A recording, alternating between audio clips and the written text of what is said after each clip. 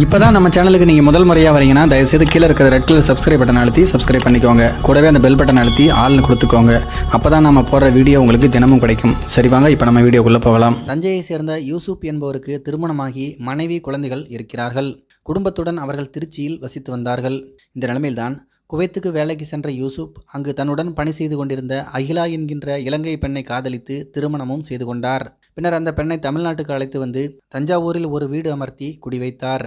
திருச்சி, தஞ்சை என 2 மனைவிகளுடனும் அவர் மாறி மாறி குடும்பம் நடத்தியதாக தெரிகிறது. இந்த நிலைமையில்தான் தஞ்சையிலிருந்த 2வது மனைவி அசிலாவின் நடவடிக்கையில் சில மாறுதல்கள் இருந்ததை யூசுப் கண்டுபிடித்தார். பேஸ்புக் மூலம் அவருக்கு பல இளைஞர்களுடன் தொடர்பு இருந்ததாகவும் அவர்களுடன் தகாத உறவு இருந்ததையும் கண்டுபிடித்தார். இதனையடுத்து அவர் கடந்த சில வருடங்களாக அசிலாவை பிரிந்து வாழ்ந்து வந்தார்.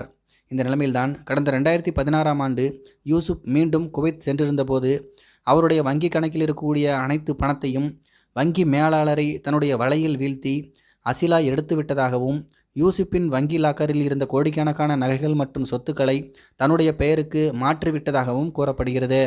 இந்த தகவலை அறிந்ததும் உடனடியாக இந்தியா வந்த யூசுப் இது குறித்து சட்ட நடவடிக்கை எடுத்தார். இந்த நடவடிக்கைகள் காரணமாக தனக்கு கிடைத்த கோடிக்கணக்கான சொத்துக்கள் பறிபோய்விடுமோ என்கின்ற அச்சம் அசிலாவுக்கு ஏற்பட்டது. இதனையடுத்து அவர் பேஸ்புக்கில் அறிமுகமான நண்பர்களின் உதவியுடன் கூலிப்படையை வைத்து யூசுப்பை கொலை செய்திருக்கிறார். இந்த கொலை குறித்து போலீசார் விசாரணை செய்து வந்த நிலைமையில் 2வது மனைவி அசிலா தான் கூலிப்படையினர்களை ஏவி யூசுப்பை அடித்து கொலை செய்தார் என்பதை கண்டுபிடித்து அதன் பிறகு அவரை கைது செய்தனர். யூசுப்புக்கு தன்னைப் போலவே பல பெண்களுடன் தொடர்பு இருந்ததாகவும் தனக்கு பணம் கொடுத்து வந்ததை யூசுப் நிறுத்தியதால் அவரை கூலிப்படை வைத்து கொலை செய்ததாகவும் அசிலா வாக்குமூலத்தில் சொல்லியிருக்கிறார்.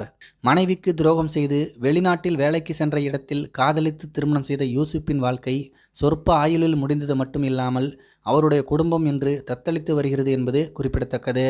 இதை பற்றி உங்களுடைய கருத்துக்கள் என்ன அப்படிங்கிறது கீழே இருக்கிற கமெண்ட்ஸில் தெரியப்படுத்துங்க. மேலும் இது போன்ற வீடியோக்களை பார்க்க நம்முடைய சேனலை சப்ஸ்கிரைப் பண்ணிக்கோங்க. நன்றி, வணக்கம்.